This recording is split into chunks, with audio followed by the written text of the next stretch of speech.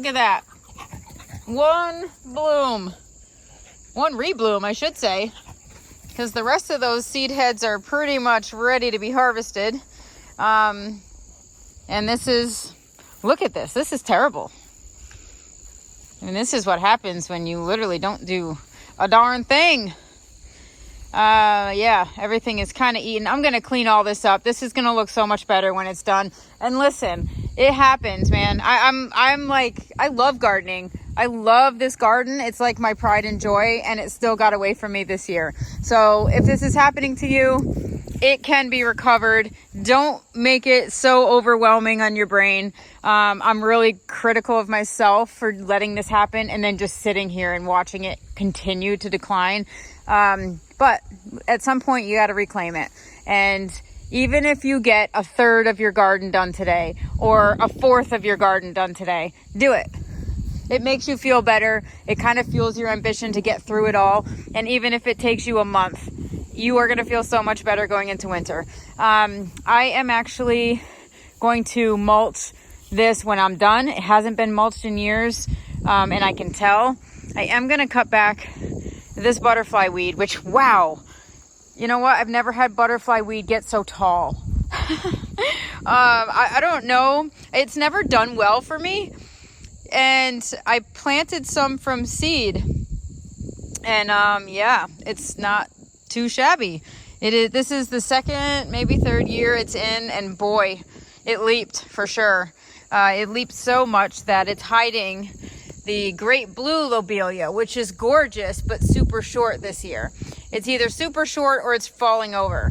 I can't tell. It does look like it got eaten a little bit, but it actually did get eaten. I can tell by the red cardinal flower right there. I can see the tops got nibbled off. So you know what? I still have blooms. Look, it's beautiful. I still have blue blooms. I still have red blooms. And oh my gosh, I still have lavender in a pot. Okay. You know, this is my life, a little scatterbrained, but anybody that watches our channel knows that. You know, lots of ambition and lots of plant buying, and then you got to figure out where you're going to put it when your garden's stuffed. Good news for me, I have tons of plants, and now I have tons of openings in this garden. Although I think everything's going to come back. Like, everything is super short. Like, you can tell this is coneflower, and this is coneflower, and this is coneflower. They're super short because they literally have been eaten multiple times, but they are going to come back. And I just have to kind of help them along and get them going. Everything is super small and not full and lush because it's just been eaten all season long. So, but this garden, you know what? I'm happy. That kind of fuels me to get this other garden going. I do have to spray for deer because they are continuing to eat down the little daylily nubs that are trying to grow. But these that are fenced in are like, hallelujah. Look at that. They're actually starting to come back. I mean, we got like 4 inches of growth on these bad boys. And don't even look at my vegetable garden. I'm not even going to show it. But you know, one thing that is really taking off this year, it's always gorgeous, and I've had really good luck with, is the Miss Molly Buddleia, the butterfly bush. It is gorgeous, and it is just like, it constantly puts up blooms.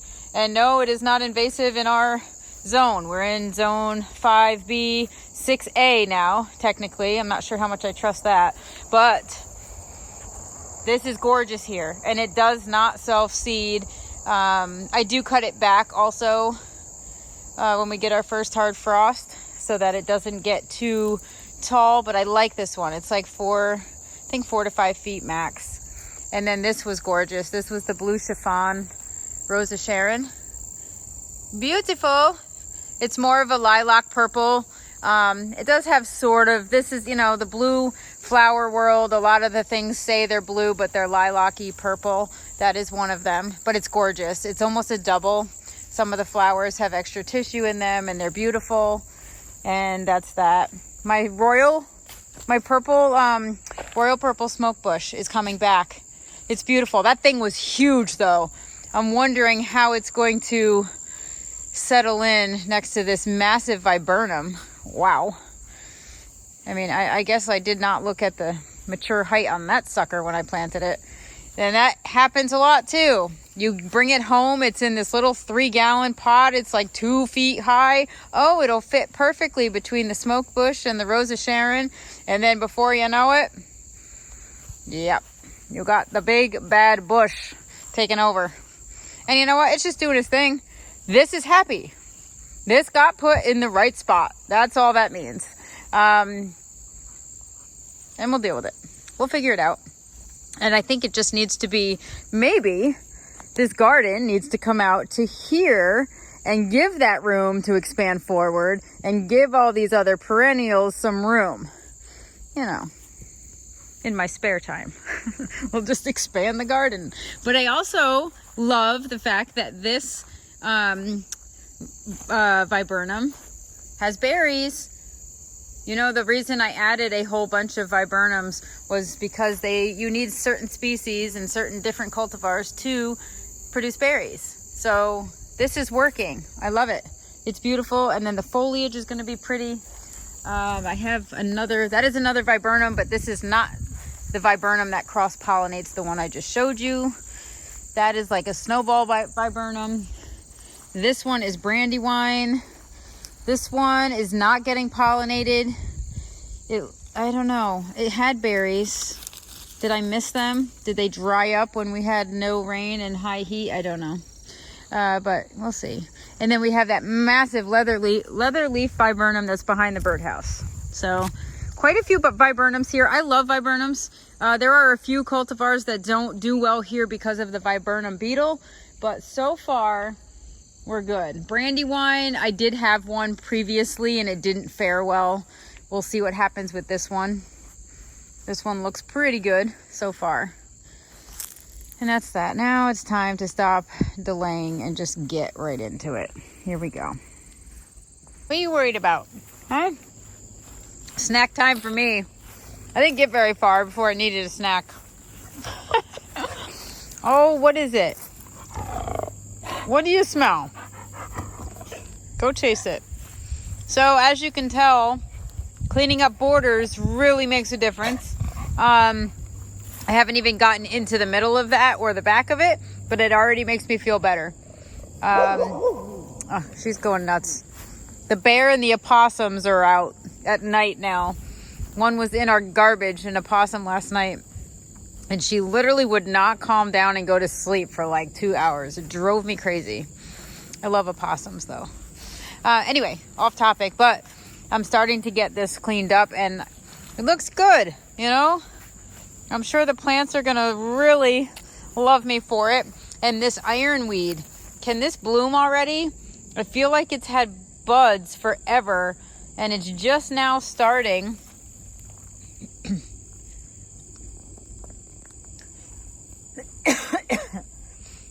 It's just now starting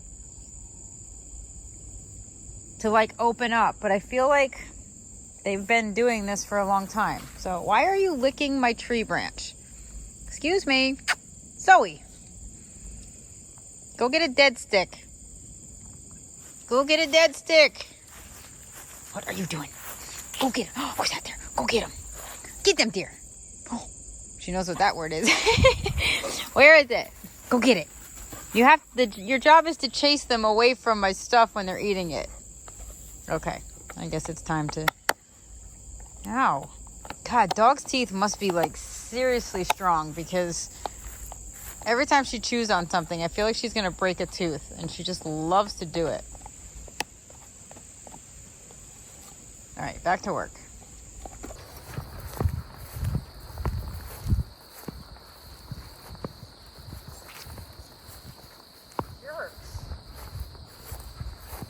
I can't even sneak up on you today. Why? Because I'm wearing boots. So I guess you can start BSing me this morning. I'm ready for you. I think you match me. I think you want to just be like me. No, I wanted to avoid the morning dew. So these were growing so well after having weeded them, and then the deer knocked this down and went in and ate them down again. God, I hate them so much. And it's my own fault because the more I work on this property, the more I forget to spray. and stuff is left now like wide open for them. So Well, you expose today them. I will do it. Today I will spray. I need to spray today. Oh, it's too early to be doing this. I'm only out here filming because my husband said we need a video this week. Yes, we do. We've been far too busy, and it looks like you've been busy here finally at the home gardens. I have done some stuff here. So, was this in last week's video? Yes, I think we did put some of that in last week. You know, and that is working. That is working. That is like, it's still staying weed free, and it got mulched, so I feel good about that. And at least getting a layer of protection on for the winter. This garden, man, I like went through, it took 2 days. Well, not like 2 full days, but like of the time I had during the day, it took 2 days to get it done. I haven't even picked up everything yet. And you'll be thrilled with me because you have the back half cleanup duty. So, but anyway, this is the mess I make when I clean this out. But I feel better already because what I did, you know, it's the fall season now. We're starting to turn the corner. A lot of things are kind of looking drab and not so fab. So I actually hacked down what we did have in flower, and I took a lot of the old like coneflower seed heads off. I left the stuff that looks good, but what I also did was divide up some of the perennials, like the little mouse ears coreopsis. That really grew into a massive clump. It took over my my coneflower. And so I took out the coneflower and divided up the perennials. So now, you know, it's September-ish. You have about 6 to 8 weeks before your last frost date. It's a great time to divide up perennials, take things out, move them, weed if you haven't done it all season. Mulch your gardens in. If you didn't do it in the spring and you know, life got busy, because listen, it happens. You can do all of your spring maintenance in fall. So that's what we're doing. I'm tackling this to kind of get it back in shape so that I have an easy platform in the spring to take off and get all of this stuff done. I'm going to mulch it in because a lot of this has not had protection for 2 years. So if you know me and you've watched our videos, you know for 2 years this hasn't gotten done. So I feel good about getting it done and kind of reclaiming this garden. Obviously it's nothing like it should be. It didn't bloom at all like it should have this year. And mainly because of the deer, but also because of my lack of upkeep. So, but fall is the perfect time to get it back in order. So this garden looks like it's naked and forgot to shave. Are you going to trim that bush over there or what? Well, see, this one? Yeah. No. The more I hack that, the more it like rebels and gets bigger. So I'm leaving it. I may thin it out because I do like some of that filtered light coming into the front of the garden. But now the sun is so low in the sky, it's starting to go behind the tree line. So this is not going to get much vim and vigor as far as sunshine exposure for the rest of the season. So I'm really I'm happy that's kind of opened up.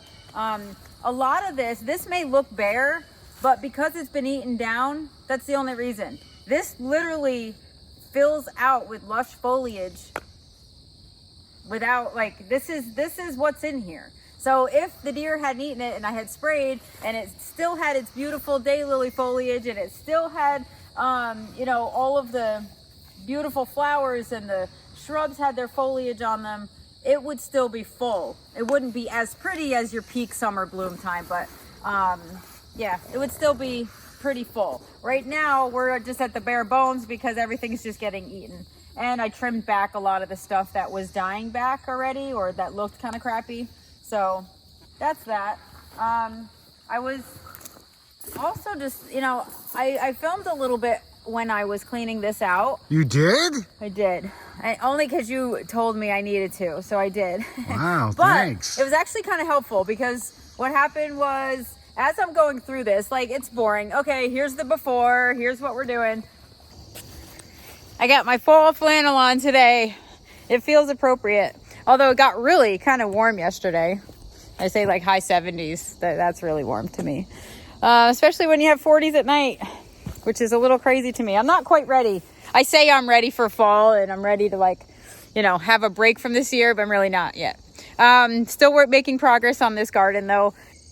Now I could do one of two things. I could move things around that have gotten too big for where they're at. And this happens, by the way. There is a big range of heights for plants, and that is because everybody's yard and circumstances and soil and sun exposure is different. So your butterfly weed may not get any taller than 2 feet or 18 inches, and you're like, oh, that doesn't happen in my yard. They're only 2 feet tall. And here, because they're in kind of part sun, they stretch, they get taller, they get bigger, or they're just really happy and they're literally going gangbusters. So mine are 3 feet here. So there could be a range, and not everything that grows in my garden is gonna grow the same way that it grows in your garden. So there's one of two things that can happen. One, Miss Cleo, are you paying attention? I can move them. So I could take out this big 3-foot butterfly weed and push it back some and just let it go ahead and fill in and bloom beautifully orange back there, and then get some of the lower growing perennials in the front. Or I could actually pull this garden out a little. So because this tree is so big and there is a big gap underneath it where nothing is going to grow except for the shadier loving things, that's what I could do. I could put some things under there, or I could leave space to actually get in and maneuver around the garden, which I need to do anyway. And I could pull this garden forward, leave that butterfly bush right there, or the butterfly weed right there, and then pull some of these lower growing ones out a bit. So, you know, me and my ever expanding garden habits, I have not expanded this garden in a long time, and I love the shape of it. But we're at a point now where everything is getting kind of big, and the sun, you know, the exposure is really not as great in the front of this garden as it was, especially in the fall. But if I let this viburnum get to its 10 feet tall mature height, it's also going to block some of the sun exposure in the fall, and it's not going to allow sun rays to penetrate in the front like it used to. So I have to think, am I going to pull this out and widen the garden, like the depth of the garden? And that way I can just pull all of the shorter, shallow rooted perennials in the front, like just kind of pull them all forward and make the depth bigger, which is fine by me because there's more room to plant. Or I can move that, shove it back in there, and hope it gets enough light to thrive like it is in the front of this garden. So I think what I'm gonna do is get the rest of this cleaned up, and then I'm gonna decide if I wanna move it, because it is super happy there. And I don't mind the height actually like that in front of the birdhouse and in front of the viburnum. So I may leave that and just kind of see if I can't work some magic in the front of this garden to sort of make it just a little more cohesive, where it doesn't look like it's blocking the blue, the great blue lobelia back there, because that is really a pretty bloomer. And it does get taller than that. It did get eaten down. So, you know, we have multiple things happening here. Because the deer ate it down, it's shorter this year. So technically that would be a little bit higher, but it also is not going to be over 3 feet tall. Generally that gets up around the same height as regular lobelia. And so that will kind of coincide with the height of the butterfly weed, which would be just fine. But I do not want something super tall in the front border. I kind of want that layered look, because as you look at the garden, I love different layers, textures, and forms. And in order to really have it look like it's well put together, you need to have a layered look, especially for a garden that really has just one vantage point. I always look at this garden, most people look at this garden from this angle. That's just the way it goes. Nobody, the backside of that garden is a hill, so no one's going around the backside and looking in. Thank God. You do not want to know what it looks like back there. So having one vantage point is really helpful, because then you literally could just, you know, it's kind of like making bouquets. If you're only going to look at it from the front, it doesn't matter what the back looks like. But if you are doing wedding flowers, it's got to look good from all angles, because, you know, the photographer is for sure going to get the worst angle if you don't. And you want everything to look good all the time. So I am going to go ahead and continue to clean out this garden. But these are just some of the things that I'm thinking about. And, you know, what do I want to do here? So my work through when I was cleaning this out was, do I take this out and push it back? Or do I leave that and pull some of the lower growing perennials here and actually give myself some space to work and to get behind there to clean out easier? So one of the things I was like contemplating is pulling this border out a little farther and just putting some lower growing perennials here, leave that full, that full butterfly weed, because I do love that, and I do love it, height wise and with the birdhouse and the viburnum in the back. But there are other things like that hydrangea that's super short in there. That doesn't belong there, but I can certainly move that around and put some of these taller things in the back and just fill in, but not fill in to the point where I can't get in there and maintain it. Or you can't get in there and maintain it. Yeah, it sounds like a good idea to expand the garden because, I know that's been neglected for 2 years. Yeah, well, we need more to do. No, but again, I could just take that out and move it. But like as I'm thinking about it, it's happy there. It grew well. It's actually a native plant. Like, so do I want to foster that kind of thing and just pull this out a little? Or do I want to just take that out? Because now would be the perfect time to dig it out and put it back a little bit and let it fill in back under the viburnum and by the 9 bark that got a haircut. You didn't notice that got a haircut back there? No, I did not. Holy cow. You can now see there's peonies there. I may actually take those peonies, which always get crowded by the 9 bark, and bring them up and maybe have some peonies in this garden that are a little more in view for when they're in bloom. But that's the thing. So when you're doing this, like when you have the bare bones and things have gotten eaten back and then you weed it all and you're like, okay, now what needs to be moved? What's not doing well? What's being hidden? What could be thriving but isn't? What's happy? What's not? Like the coneflowers are starting to come back. If you notice, a lot of perennials will start to, like if you hack off their heads and take off the flower buds. This one I didn't do. So this is what I was doing. I was taking these and cutting them off. And then what happens is it starts to put up the new plants. So for next year we'll be set up. So instead of it focusing on flowers, it's focusing on plants. Hi, Cleo. Yes, Cleo thinks she's a plant. Yeah. Ew. And now, well, at least the birds will come get some dog hair for their nesting. Huh? That's what happens when you kneel down in front of a pug. Yes. It's going to approach you. Yes, hello, my baby. And expect to be pet.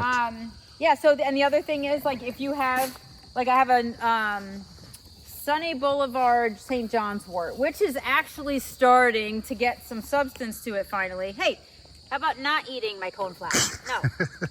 They eat everything, pugs. Look it. They're all eating something. Well, they're ground feeders. So this is a St. John's wort, and what's happening now, this is going to continue to, like, fill out, and I have my beautiful Fiery Meadow Mama coneflower here. So there are like 3 sections that I could divide this into and just give it some more room, kind of move it over, give it some more room. Now's the time to do that. Now is the time to actually plant any little plugs or liners that you grew also. Like if you grew echinacea or you started echinacea seeds, now would be the time to get those in the ground because they have a couple months to actually get their roots down in the cooler weather, which they like to establish in.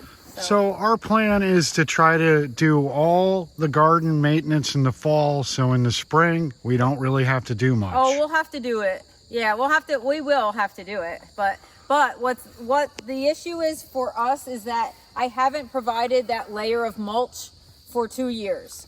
So these haven't really been fed well. They haven't been like nurtured. We haven't fed the soil. And so that's what I want to do. I want to get a layer of mulch on this for the winter and then allow that to sort of be the baseline for decomposition in next season. So spring again, we will add a layer of compost, but we won't have to really mulch it. The compost is kind of the mulch, but yes, that's what we're going to do. So won't that affect, though, the new growth that's trying to come up in the spring if you smother it with the mulch? Like, wouldn't you don't smother it.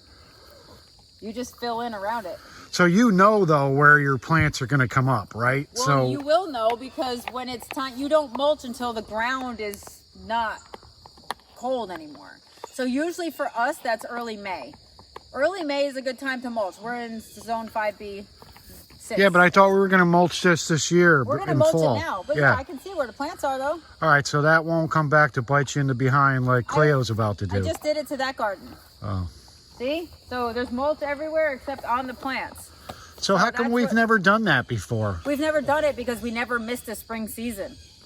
Okay. We've missed 2 spring seasons doing it for the last 2 years, and it shows. And I didn't actually weed or keep up on anything. I fertilized. I literally did nothing. But you know what? That's life. People put in gardens all the time. I can tell you because I install them. And they'll just call me after a year.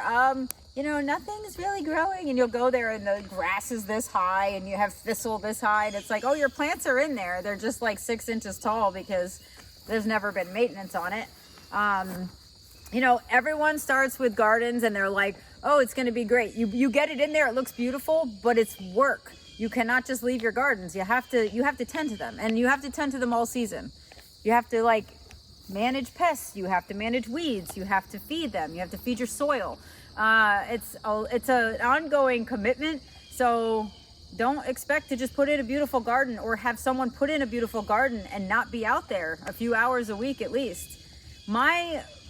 In my prime with this garden a couple years ago, this was easy because I didn't have the farm. So I would go work and then come home, or early morning I would come out and I'd walk around my gardens every day. I loved it. I spend my mornings out here and I'd grab my coffee and literally I would just walk through and pull whatever weeds that popped up for the day. Right? And it happens literally. If you don't come out for 2 days, you'll come out and you're like, oh, look, little grass starting here, clover here, crabgrass is creeping in. And I would be able to manage that because I'd walk around and just pull what I saw that stuck out to me every day. And it didn't take long. It was like maybe 15-20 minutes you could walk around and just keep everything up. Now we're a little more busy and this had kind of got put on the back burner, but that happens. Yeah, but how is it not going to be put on the back burner next year? Because, you know, we're still going to be doing the same stuff we did this year. Are you taking on less clients next year? I actually am going to be at the farm full time next year. I have 2, 3, maybe tops clients that I'm finishing up installs for.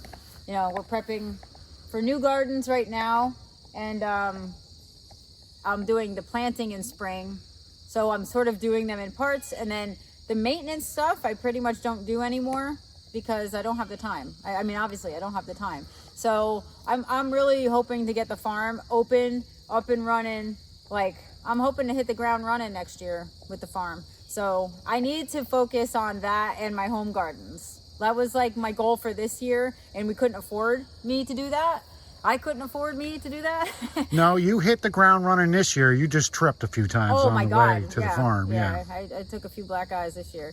But you know what? With all due respect, that was not entirely my fault either. That was a lot of infrastructure delays, timelines, waiting on people, not having a tractor. You know, so I actually showed you guys this year in a video all of the plugs that I had ordered because I was like, oh, rather than spend hundreds of dollars on electricity growing Lysianthus in my basement starting in January, I'm going to order plugs and order them at the right time for spring planting. Well, I got all my plugs in, and I mean thousands of plugs, and I had no place to plant them. So that was my bad. I didn't plan for that. I kind of expected to just have you rototill me rows and I would plant. And unfortunately, that couldn't happen. We had no place to do it. We had to fix drainage, which got delayed. You know, we couldn't get the excavation and the berm for the drainage done. I mean, we did a lot this year, but it was so delayed that most of my plugs I tried to sell off, or they just died in trays. But that is also part of learning. So is it possible your wink just isn't working anymore? Yes. Have you seen me? I haven't had a haircut in like a year. Luckily, Madison now is a cosmetologist, so she's working at a salon full time, and she's getting her experience. So she'll be putting a new do on me soon, hopefully. Maybe some highlights to get rid of my grays that I accrued this year. So Madison will be doing makeup, no more garden maintenance is what you're saying. Yes, she'll be doing my garden makeup. Maybe I'll actually look presentable in a few videos. Who knows? You always look presentable. Oh, honey. from far away. Well, I'm backing up right now. All right, that's good. There you go. You're not in 4K, right? No. So that's the thing. So I'm basically this. Now we have a tractor, right? Now the cooler room is done. The electricity is going in. The main level of the barn floor has been completed. It's just like now we're set up. Like it took 2 years to get set up. So I feel like year 3, if I need a place to plant, I hop on my John Deere and I till a row for 100 feet. So that's what I'm excited about. So does this mean you're actually going to start going to the farm and leaving me be up here? Yeah. Maybe well, I'll you're maintain. still gonna have to go to work. You're just gonna like come check on me and make sure I didn't kill myself somewhere on the farm. Make sure I didn't roll the tractor over into the pond and I'm like, gasping for air somewhere. Well, we did get good news last week that the electric company is going to run the electric almost to the high tunnel. Yeah.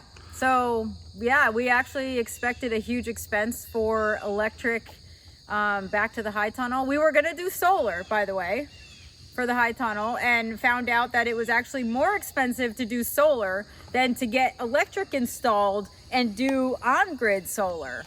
Go figure. But anyway, so that's that. We're not doing straight off-grid solar at the greenhouse. We are gonna have electric run. But we're on a 3-month waiting list now for that. So that brings us to about January, and nobody's installing in the ground in January in New York. Just the way it goes. So that will be another, whenever the season decides to warm up and take shape and we can get into the ground, we will do that. So I'm looking forward to having electric at the high tunnel and then maybe a well, for watering and stuff. We're gonna sort of improvise and do large water containers and fill them at the barn, which will have electric to pump water into the tanks, and I can drive it up with my truck. There's a lot going on there. I might need forks to actually take the container off of the truck. That might have to, I might have to wink at John Deere again. I don't know how many eyes I have, but You may have to start sending out some glamour shots. yeah, I don't think that's gonna happen. Yeah. I'll have to get Maddie. Maddie will be my liaison from now on. Yeah, maybe 2 girls winking will make it work a little quicker. We also got some more good news. What? That the barn, the old barn on the property, is savable. Yep. We were kind of worried that we weren't going to be able to save it because it's so old, but we did have another barn guy come look at it, and we can save it for the low, low price of thousands of dollars. Tens of thousands. But at least it is savable. So. It is, and we're gonna kind of prop it up for a few seasons until we can either raise enough money to save it or sell enough product to help ourselves out and save it. There's that. I like the first option.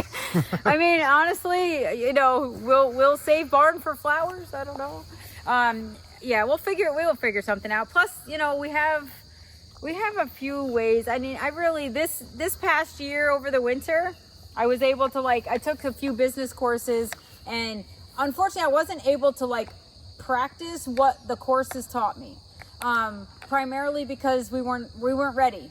So the land wasn't ready, our infrastructure wasn't ready. The high tunnel came out of nowhere and really threw a massive wrench in anything that we were going to do, but I'm glad it's there and established. We're going to start working on getting that growing. We're going to kind of move all of our food stock to the high tunnel for next year and open up the grow rows down by the barn. So now it's all those crazy head in the cloud ideas are now able to funnel down, and I'm going to be able to actually select what I'm doing and have places. We're going to go today and rototill rows. We are? By the high tunnel. You didn't know? No. Oh, well, I did mention it yesterday. Yeah, well. So anyway, I want to get the rows done. We have a whole bunch of lavender that went in that we actually harvested this year. So we got amazing harvest from those lavender plants that I literally just threw in the ground. I consider myself lucky with the way that we planted and the high heat that we did it in, and the fact that they all looked dead for a month. and then just literally rebounded. The ones we're doing out by the high tunnel, another like 160 plants. Those, same thing. Put them in the ground, didn't water them, hasn't rained. They're literally, all of them are just putting out new growth, like close to the ground. We hacked them back like maybe 4 inches tall. And I mean like cut them right back. Like you live, you don't, it's your fault. You need to try harder. Yeah, so they're all coming back. Like we have really good soil for lavender. Will it overwinter well? If I lose it all, is it gonna shock me? No, but I have gotten it in early enough in the season that it should establish quite well. You're not concerned about the fact that we're a couple years away from actually being able to fence in the farm down there? No, but I know that's coming. I know the deer damage is coming at some point, but I'm not, because I plan to be there a lot. We have the motion cameras now, so I can actually speak and put off a siren when I want to, and I will.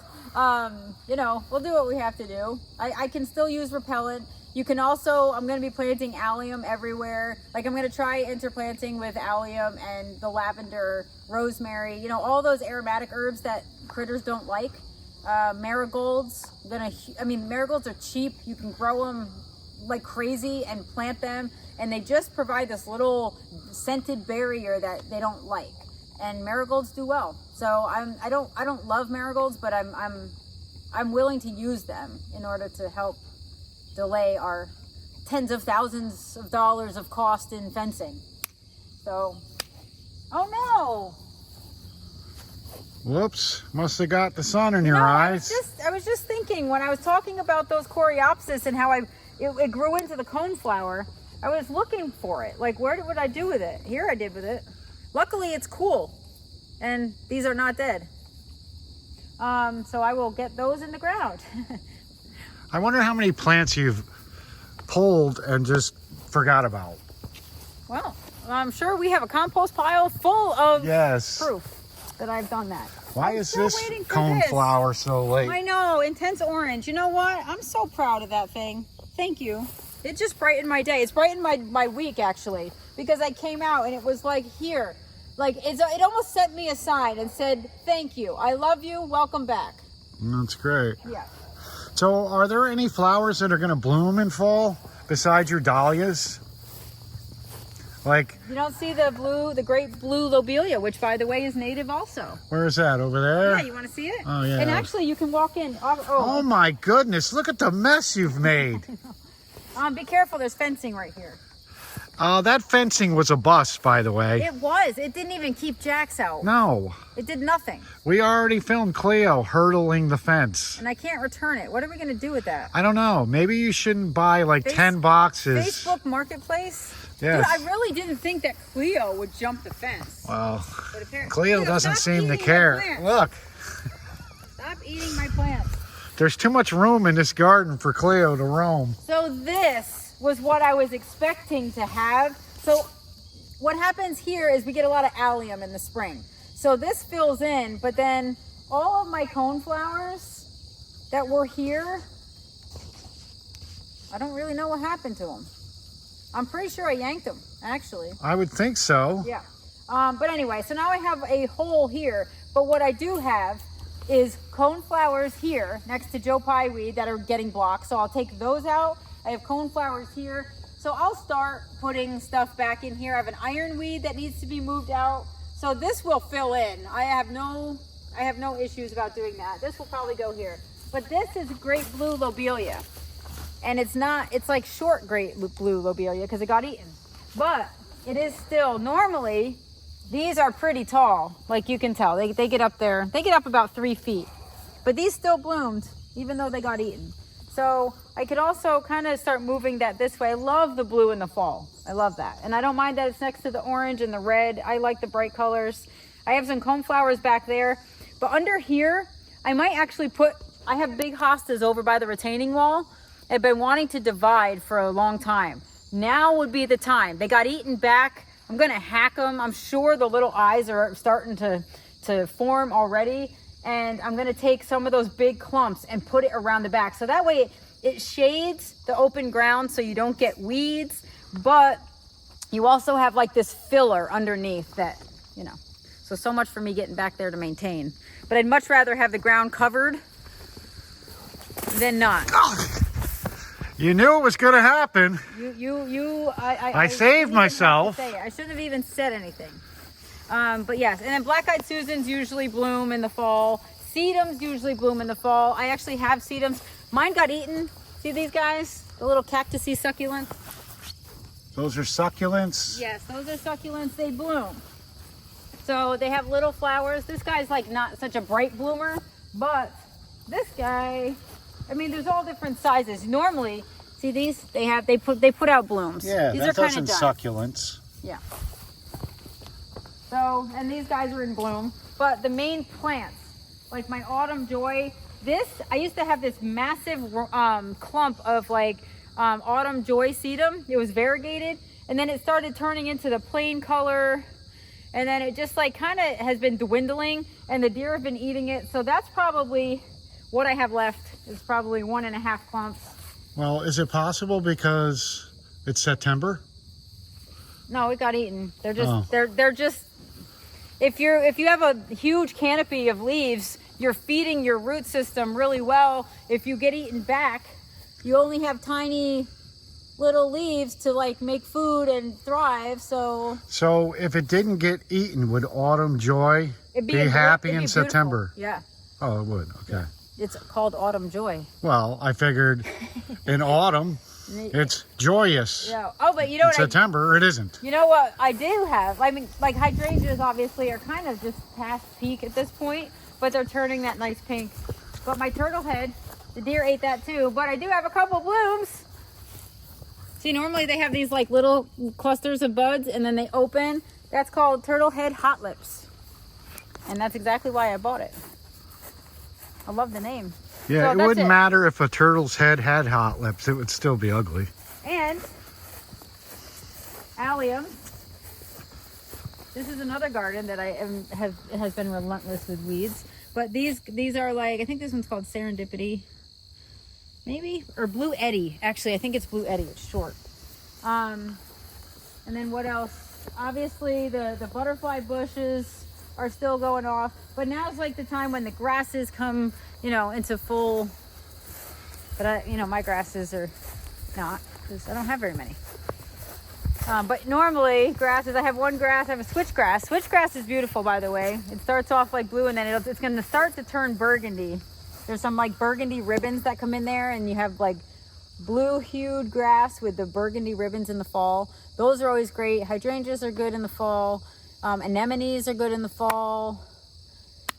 Ironweed, another native plant. You know, I am happy that the native plants seem to be still kicking and deer resistant. Joe Pye weed, another native. The lobelia. So all the things that are doing really well right now are actually native plants. No shocker there. So you could plant a fall garden, right? Like you could plant a garden based just on fall. It probably wouldn't look good during the whole season, but I mean, it could, because there's like black truffle lobelia, which has red foliage. This is kind of ferny foliage. You know, there are different textures. You could plant by texture for fall bloom and have a beautiful fall garden. So are there such things as seasonal gardens, like gardens that you just plant based on what the season is? Like a lot of people do the daffodil, tulip, peony, and allium garden. They'll have all of that kind of stuff, and then after they all kind of die back, there's nothing there. But I like to have something every time the month changes, I like to have something else coming up in bloom. So I like a succession of bloom throughout my season. I don't mind that I don't have everything in bloom all at once, because honestly, I plant for foliage and color and texture anyway. So even though I don't have things in bloom, you'll still see variations in texture and color. And then when it blooms, that's what makes this garden amazing. Like, not only it's up and coming, and it's got some color in the foliage and textures, but every season there's something that's blooming that's really making this garden pop against all of the textures and the colors in there. So I like the way I've done this garden. I just don't like that I've neglected it. So any plans for this garden? Are you going to put new stuff in now or wait till spring? I don't really need to put anything new in here. That's what I was saying. It may look bare, but when this garden is thriving and sprayed for deer and it's like growing to its full potential, this is stocked. This is going to grow in. If I mulch this and I spray it for deer, this is going to grow in just like it did last year and the year before. So I don't have to add much. Whatever I take out, like there's a spot back by the lobelia, those I'm going to put the coneflowers back there because those are going to get tall. They might be short next year because obviously I'm moving them now. It takes like 2 years, but I'm going to just put coneflowers in there because I like that. That had coneflowers before, and I'll just move a few things that are growing a little too close to each other. So, but I don't have to really add anything new. I like what's in here. I like how it blooms. I just have to keep on top of it. That's all. So what are the rest of our fall plans then? We're going to try to do this with the rest of our gardens. Just clean them out, thin them out, throw some mulch down. Are you going to fertilize or anything, or just leave? No, we don't fertilize now. So just throw the mulch down, and then in the springtime, I'll come out, help you get them in shape, and then we're pretty much here, folks. Well, it's going to happen. I have a feeling that, you know, seeing that you're going to be spending so much time at the farm, I'll have to stay home. This will be a priority for me. You know, I said it this year, and I'm like, oh, I'm going to spend all this time in my gardens.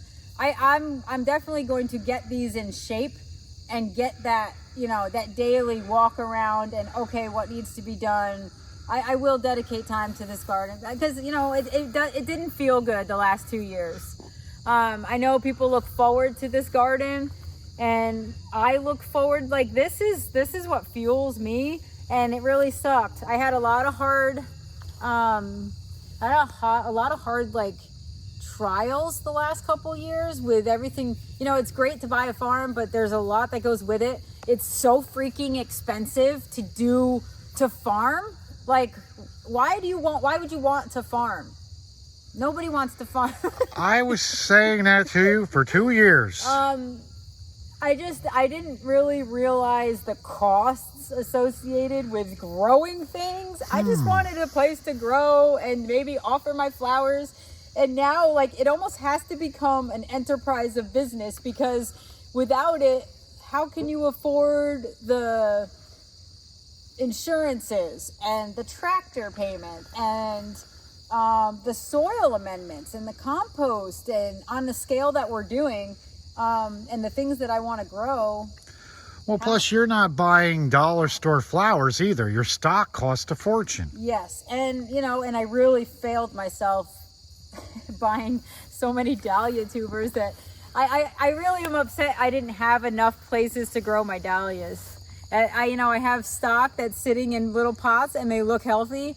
I'm hoping I get some pot tubers out of it so that I can just plant them next year. But I'm mad at myself for a lot of things, for not realizing that I need to prep things and have the place prior to buying things. But you know what I mean? This is the way I am. I literally am just wired this way, and I almost thrive on deadlines and just constant. I just do. It's how I'm wired. So I am excited that I know what to do to set myself up for next year. That's why, hence, I'm going to go prep my rows.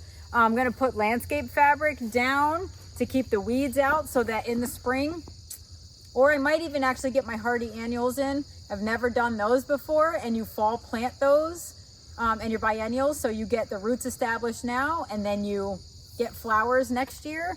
So there's a lot that I've learned and a lot of setup. I know, you just set yourself up with like 10 different jobs in the last 2 minutes. Yep. So maybe that's the problem. Maybe it's just too much. No, it is. But I found that, like, even this week when I focused on that garden and this garden and just getting my daylilies cleaned up and fenced up and moved some of the highest priced daylily that I ever bought got moved to the farm. Like, I divided it. I have like 7 fans of it. I sold a daylily fan, or a daylily introduction. I introduced my first daylily, except it's going to a private owner as a gift for his wife. So that got divided up. So he purchased a daylily seedling that I registered for the first time. It was actually one of my favorites in a video. If you remember, I grew it over here. It was a terracotta colored daylily with a like white toothy edge on it. It was beautiful. It's 3 years old. I actually submitted registration, and the guy bought and is privately owning that registration. So that's kind of exciting.